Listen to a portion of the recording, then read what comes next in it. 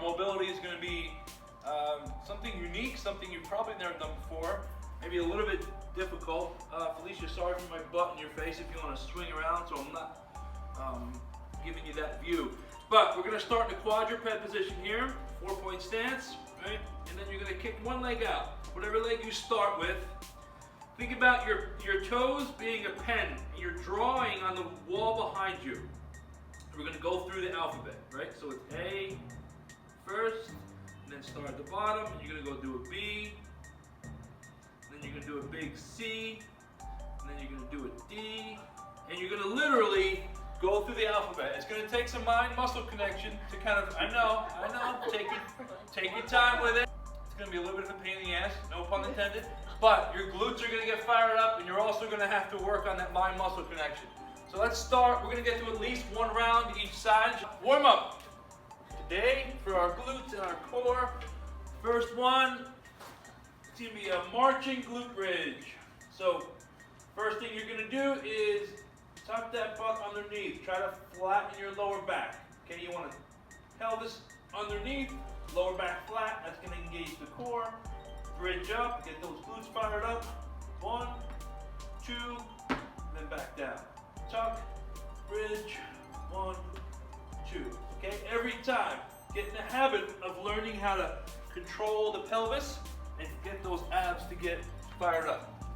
Next one, simple stuff, calf raise. Really just simply pressing up on the balls of your feet, but mostly the big toe. Okay, so if you have to kind of bring your heels out a little bit, you really want to press on that big toe, hold for a second, and then come back down. Okay, 20 reps. If you have to hold on to something, not a problem. But make sure you get the calves fired up. You guys are going to do a TRX hold, which I'll show you in a second. Folks at home, you're going to do your 60-second hold today is going to be a back widow. We did them early on in quarantine, which is a great back exercise. Really simply pressing on the way up, right? And you're holding here, trying not to use your abs, so to speak, but you really want to get those back muscles fired up. Okay, so you're driving your elbows in, you're holding up here. Your abs are going to work just because it's naturally going to happen, but really try to pinch those elbows back and get the back fired up. Okay, that's going to be your 60-second hold, 3 rounds. Questions at home? All right, guys, work period. You know the deal, right? Part A is 70 reps. If you're here and you're doing progressive overload, if you're at home, 100 reps, because chances are you have lighter weights. But your 2 exercises today are going to be lower body dominant, and I'll talk about some options. First is going to be a narrow squat. If this is natural for me or normal, then I'm bringing my feet in a little closer, which is going to be a little bit smaller of a range of motion. I'm going to be hitting more front quads, or more front of my body, because I'm not getting that deep, into that deep squat position. Okay, so simple stuff. You can hold the weights here, or you can hold the weights at your side. Okay, it's more like a squat deadlift, but I'm okay with it because we still have the narrow stance.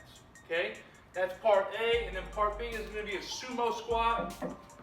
Exaggerated stance. Think about rotating your hips outward, not just opening up your stance, but think about this over here. Your hips and glutes need to stay in line with your ankle. You don't want them to collapse, right? So rotating out. Again, same thing. You can hold the weights here in front, or you can hold here. Your call. Whatever you're comfortable with, okay? But we're doing 6 to 8 reps by 5. Cool, those are your 2 exercises today. Again, part A, progressive overload. Get to that 100 rep, and then B, straight sets. Take your rest after each set. All right, guys, finish your time. First exercise, Bulgarian Split Squat. Or also known as rear elevated split squat. Here, one leg back on the bench. Point your toes so your shoelaces are down. And then simply go down as far as you can go. If you can get all the way to the ground, perfect. If not, no sweat. Your job is just to keep your torso upright. Front legs doing the work. Okay, start with your non-dominant side, and then go to the other side. 5 each. And then your second exercise, pop up. Starting in a flat position here, flatten your back. Pop up, hold that core position, hold that hollow rock position, and then come back down. So again, what we talked about earlier is tucking that butt underneath. You don't have to come up far, just make sure your heels are up, make sure your shoulder blades are up, and then back down. Okay, we're doing 12 to 15, your call. If you can get 15, awesome. 5, 4, 3, 2, go to work.